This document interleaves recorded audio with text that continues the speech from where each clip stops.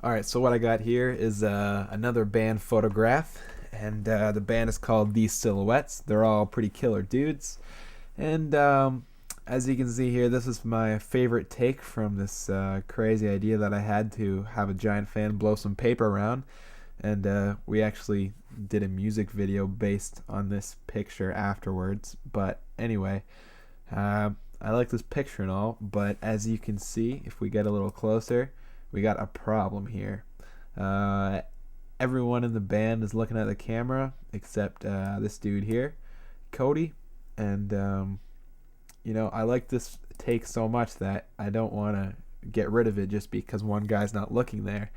So what I've gone and done is I found another photograph from the shoot with the same lighting and whatnot here, and what I'm going to show you is how to use this face on this photograph. It's really simple, just by cutting it out and basically dropping it in. So what I'm going to do here is just get the lasso tool, and cut it really rough around it. Alright, I'm going to hold control and drag her over to this photo. Okay, position it kind of in place, zoom in nice and close. And since I dragged it on this image, it's going to be on the top layer above it here. You see? So what I can do to position it perfectly is to turn down the opacity and just kind of line up, where the eyes are and where the hair is and whatnot. And I actually see that its head is just a little bit small here, so I can just go to Image Free Transform, and I'm given a box that I can just drag around. You see? As long as I hold shift while I'm dragging it, the aspect ratio of the box won't change, so meaning that it won't get all warped and crazy like this.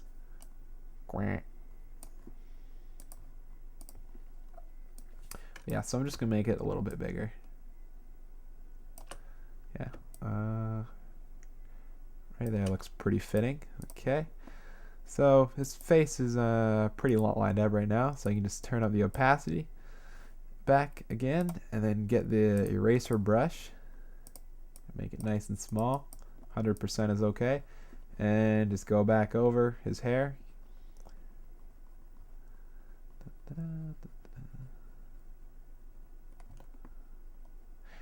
And you see his hair from before is coming through, so it's it looks pretty seamless.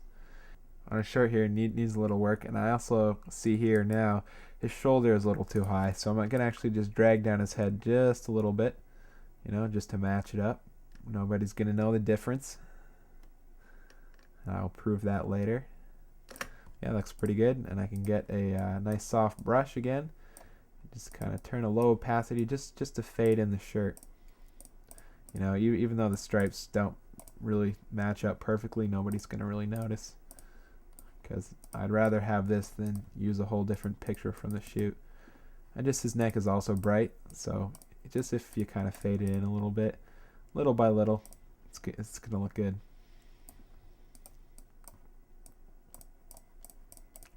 Fix those stripes there. Okay.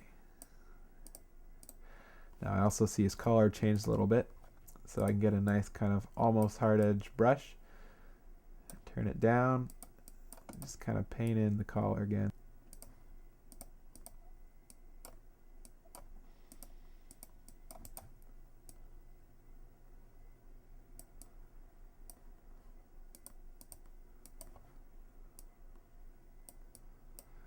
And let's see. Alright, I'll zoom out. And let's see. And there you have it. Pretty good for a couple minutes of work. And as proof that nobody has ever noticed this, I will go to the band's MySpace. Let's see here. Okay, I'm going to see the pictures of them. Alright, here's the one I'm looking for. Got 101 comments. So let's scroll down to the comments here. Oh my god, this pic is f***ing hot! Wow, this is great! I love Stuart's hair! Kick-ass picture. Awesome picture, I love it! You guys are like mad friggin' hot, eh? Awesome pic, y'all are so hot. My fave, such an amazing picture. Yep, so anyway, I guess nobody noticed. Alright, what I got here is a picture I took in Kashmir, India, and I took it early in the morning, about 6 o'clock to be exact. And I took it at a place called the Floating Market, and every morning these vendors row out their boats and vend fruits and vegetables with each other. And I thought it'd be a cool place to take photos, so I was there in the morning on another little boat snapping some pictures, and this is one here that I got of an interesting looking fella. And what I'm going to show you here is how to prepare this image for the web. Now, since this is a huge file, if I look under my image size here, it's I actually took it with the Canon 5D, which is 12.7 megapixels. So it's a huge file. So of course it has to be downsized and sharpened again, because you're taking a huge image and then shrinking it to a very, very small size. But before we do that, I'm going to show you another little trick that I know. If you look at this picture, something is kind of off on it. It looks to me like it's a bit crooked. A little easy way to fix this is you can rotate, of course, in Photoshop, but instead of flicking buttons and guessing numbers and stuff, a little technique that you can do to speed up some time is get this little ruler tool here, measure tool it's called, I guess, and you zoom in and try to find a part of the picture that would be straight. So for this, I'm going to use this top of the roof here in the background. So I'm zoomed in here. What I'm going to do using this measure tool is go from one end and click and drag this across to the other end and click, and then that here shows how level the picture is. And then when I go to image, rotate canvas, this, now it'll tell me what angle that line is on, so I can just immediately click OK, and automatically Photoshop will just correct it for me. So now if I zoom out, that there looks a little bit straighter. So now I can crop that.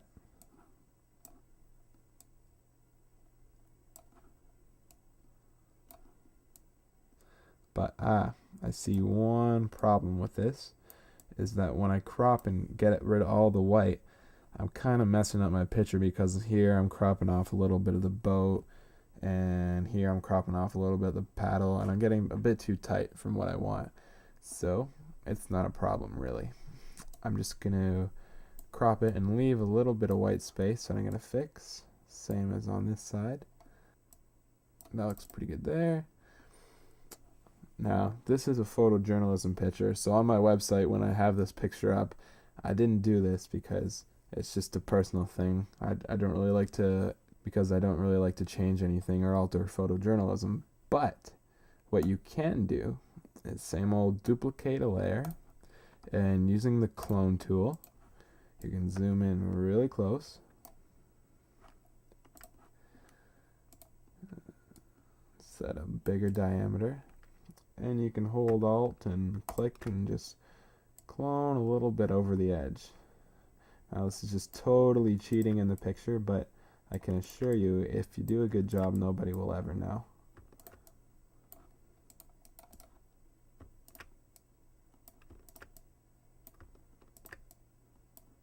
Got a little bit of the paddle there.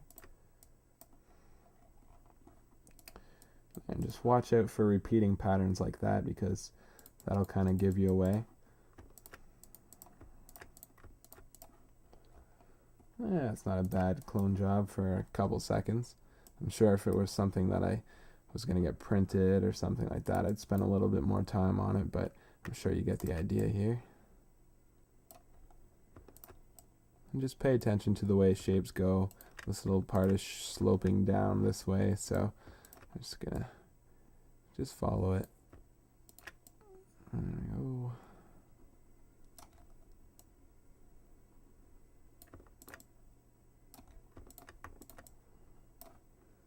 Get a bigger brush for this big color here. Little trick too to make the brush bigger and a little bit bigger and smaller on the keyboard is you press this key to make it bigger and this key to make it smaller, and that's just default in Photoshop. That'll save some time. But I just like to do it on the screen for this tutorial, just so people understand what brush dimensions I'm choosing.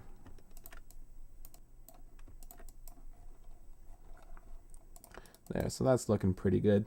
Again, I could spend a little bit more time on it so it's not so choppy, but it's pretty good for this purpose anyway. Alright, so now that I have it nice and level, I can go ahead and flatten it. Then I can shrink it down. Good size for the web that I use is about 700 pixels. That way no one can steal your picture, make prints or anything, but it's still viewable. Anyway, so now I'm going to sharpen it. So what I do for that is I go layer, duplicate, blah, blah, blah. Now I'm going to run an unsharp mask filter on it. Now, despite the name unsharp, it does make pictures sharp. I don't know. I don't really understand the name. I think it comes from an old darkroom practice or something. But I know it threw me off when I first read about it. Anyway, good radius. I use about 0.7 pixels. This is just telling it to what degree to sharpen it. And the amount here is how much to sharpen it at that degree. Threshold looks best at about 3 for this kind of size of picture. And anyway, yeah, so I'm going to just drag this amount and, ooh, that's a bit too much. And I'm just going to go and see to look what's right for most of the picture. That's pretty good without overdoing it. Okay. But one thing I notice is I get these jaggedy edges. Now I'm a perfectionist and this kind of thing makes me mad. So I'm just going to get the eraser brush and just go over these jaggies a little bit.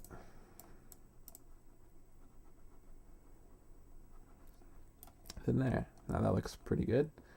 So what I'm going to do now is I'm going to hit File, Save for Web. Now in this little box here you see that it's preset to 63% quality. I think that's just because it's what I used last time. But if you notice, there's not a big difference between 100% quality and like 60% quality. But as soon as you get a little bit lower, you start to notice the artifacts and the compression. So I usually keep it about 60% quality, and that way it keeps it good enough for the web, but also the file size down. And then all you do is hit save and choose your destination. And like any art piece or photograph or whatever, you gotta have some balance in the color. So I'm gonna duplicate the layer and pretend that this background here was just a little bit blue.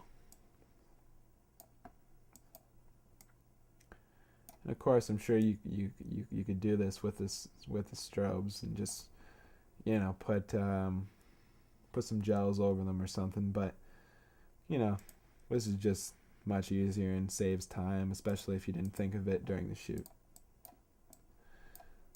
Got my eraser brush here and just going over the edges.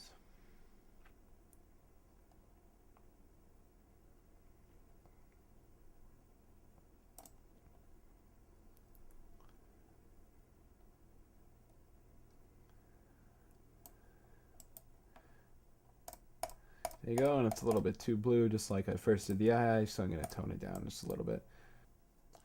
And even if you don't really notice the blue cast, subconsciously to the viewer who first looks at it, it adds a little bit more drama to the eyes, and that's the first place where I look in any picture, really. So it really enhances that they're blue. All right, one last thing before I go that I noticed that, you know, I kind of messed up on. So if you look into the eyes, what's wrong? I got a catch light in this eye, but not so much in this eye. And to me, it kind of makes his eyes look funny, but it's no problem. I'm going to get my lasso tool here, make a selection around this catch light. Then I'm going to right click it and hit layer via copy. And what that'll do is copy exactly what I just selected onto a new layer with nothing else on it. Just like I dragged the darker raw conversion on top of the light one. Going to hold control and just drag this over to the other eye. Position it in the same place as the other catch light. Hit apply. And I can get the eraser brush and just go over those kind of rough edges. position it, fine tune it a little bit. And also just turn the opacity down because this eye is a little bit away from the camera, so the catch light wouldn't be as strong. And looking at both eyes, I can kind of judge where the light would be. And yeah, about there looks pretty good for me. And to me, that just makes the eyes look a little bit better. Alright, looking good. I'm going to flatten it.